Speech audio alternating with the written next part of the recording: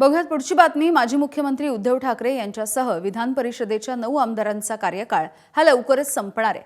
उद्धव ठाकरे पुन्हा एकदा विधान परिषदेवरती जातील का या संदर्भात उत्सुकता आहे।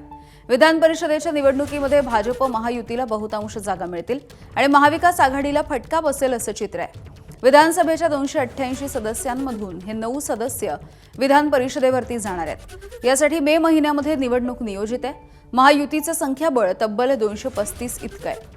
महाविकास आघाडीकडे माकप शेकाप असे मिळून 48 विधानसभेचे सदस्य आहेत। अन्य 2 पक्षांचे 3 आमदार आहेत। उद्धव ठाकरे स्वतः विधान परिषदेवरती जाण्यासाठी इच्छुक असतील का आणि महाविकास आघाडी एकमतानं त्यांच्या नावावरती शिक्कामोर्तब करेल का हा प्रश्न आहे। ठाकरेंच्या शिवसेनेकडे 20 विधानसभेचे सदस्य आहेत।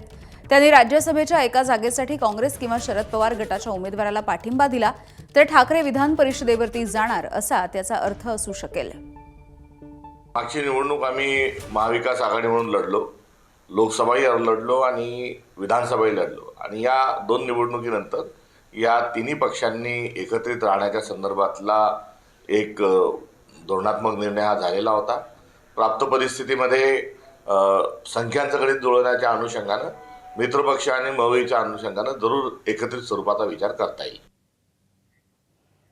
दरम्यान उद्धव ठाकरे यांनी पुन्हा एकदा विधान परिषदेवरती जाणं गरजेचं आहे अशी प्रतिक्रिया ठाकरेंच्या शिवसेनेचे खासदार संजय राऊतांनी दिली आहे।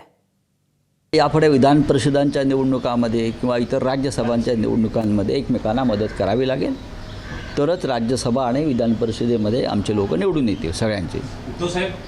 आम्ही माननीय उद्धव साहेबांना ही विनंती केलेली आहे आम्ही सगळ्यांनी की आपण राज्याचे मुख्यमंत्री म्हणून काम केलेलं आहे